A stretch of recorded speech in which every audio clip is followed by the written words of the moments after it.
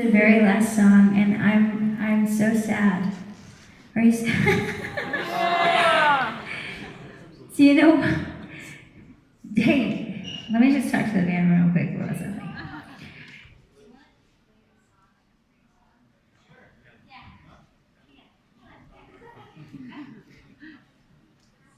Play old sweet. We want more. We want more. Okay, so this is our last song. Okay, but it'll be a long song. So this song is actually also a new song. How many guys did you guys have a good time at this festival? Man, this was an amazing festival. I'm so honored to get to be a part of it. I hope I get to come back again. We had a great time. I want to bring my kids so my boys can see all this cool Christian metal culture. Yeah, y'all are awesome. And apparently my name is German. My married name. What's that mean? Is this something? I don't know what it means. Lacey Sturm. So I love that we got to come here. I love hanging out with all the people I got to meet. We've had an amazing time. Have you guys had a good time? You've had a good time. Yes. I love this. This last song is a song that is off of a Reflect Look Back. Do you know what Reflect Look? Does anybody know Reflect Look Back? You do. Some of you. Awesome. I know there's a few here. Reflect Look Back is something that I started because I had so many people write me letters when I left Flyleaf about, struggling with their faith, or struggling with depression, or struggling with thoughts of suicide, and they were always asking me, how did you get through that? How did you, even as a Christian, I struggled, and how did you stay, where you loved God, even though you're in this environment where all these people didn't care about your God, and they would mock you. And I feel like the thing was that I was a smart aleck Christian when I first became a Christian. I didn't believe. Somebody said, I went to church and they'd be like, God says, blah, blah, blah. I'm like, how does he know what God says? How did he know that? And then he's like, well, it says in the Bible, blah, blah, blah. I'm like, where? I want to read it. How do I know it says that? So I was just a smart aleck, I want to see it for myself. So I started reading the Bible for myself. And that's the most incredible thing about the Christian faith. I think that's why it's scary to so many places where they'll cut your head off for being a Christian or having a Bible. Because you can know for yourself God. You can know him yourself. You can know what he says. You can ask his Holy Spirit to live in you, and then you can read his word to make sure you're not making up stuff. And you can know it. And that was my answer. There's a lot of self-help books out there. I'm sure they're helpful. I didn't read any of those, or maybe I did some. It didn't help me. Okay? That wasn't how I got helped. Somebody else can tell you that story. I didn't go figure things out. I wasn't medicated. I just went on tour, left church. I was on tour for 13 years or something. And I went to church wherever I found a church. It was like, oh, we're by, Walmart. I know you don't even know what Walmart is here, do you know Walmart? Yeah. We're by some random place in some random city in between two major cities. And I'm like, is there a church nearby? Sometimes they were weird, but I wasn't going for them. I was going for God. I'm like, I want to worship you in this place where people are gathered that's supposed to know you. And I would read the Bible myself every day. I needed it like oxygen. I became amazed at what I saw in the Bible. It's alive. It says it's alive, but I knew it before it said it. I read it. Every time I would read something, it would talk about what I was thinking about. And that, outside of the Holy Spirit, it's crazy. It's crazy.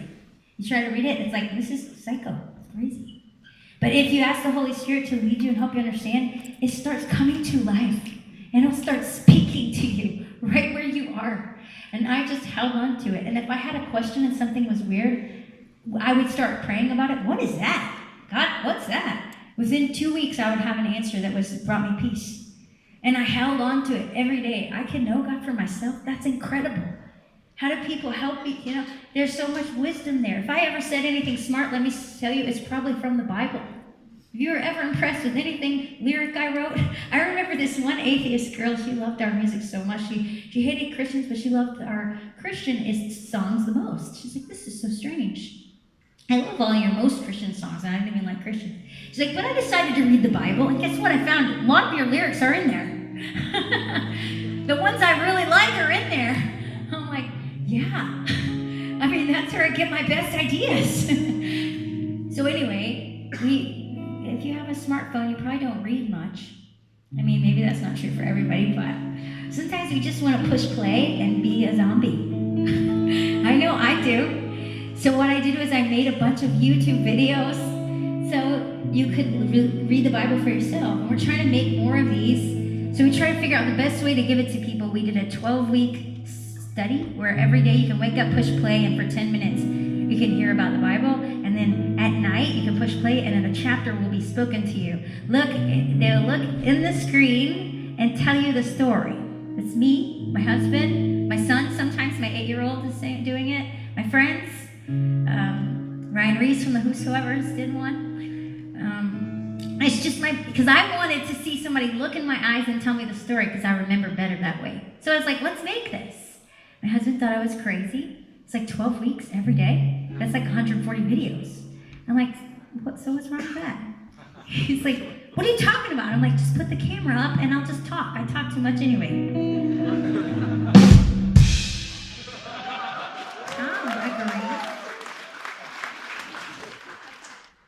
So we created this thing, Reflect Look Back, 12 weeks. It goes with my book, The Return, because people are always like, how did you become a rock star? That's like such a big question.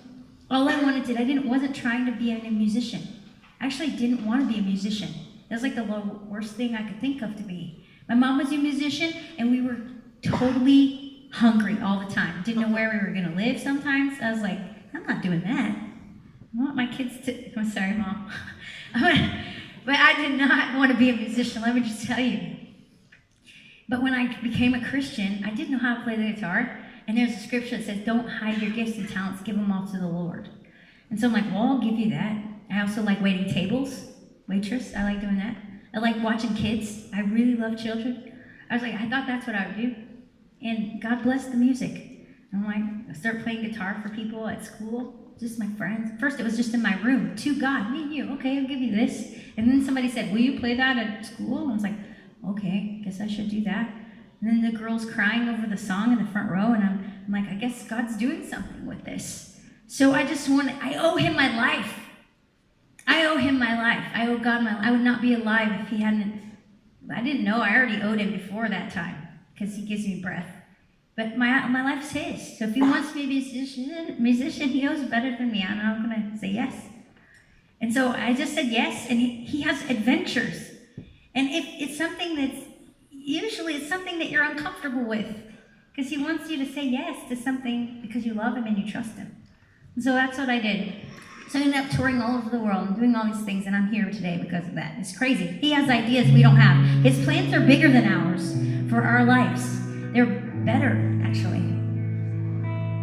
And so I may go back and wait tables sometime because I love it, and he knows I love it, and I may do that.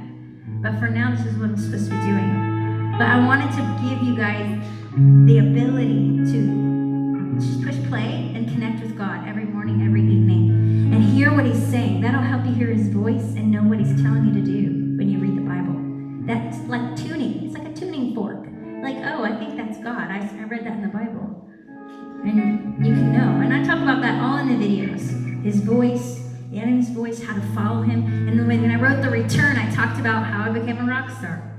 And so every chapter goes along with a study. And every chapter with a 12-week study, we wrote a song. So there's 12 songs. There's 12 weeks.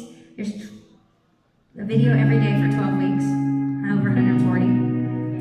And this is one of the songs off of the Reflect Love Back soundtrack. It's called Who I Am, and we turned it into a rock version because it's all acoustic. The Reflect Love Back CD. It's on Spotify if you just want to listen to it. But this one is just for you. This is not on Spotify. We did a rock version just for you tonight. And this is our last song, and we're so thankful for you guys. We're so thankful. Thank you guys for having us. We love you so much.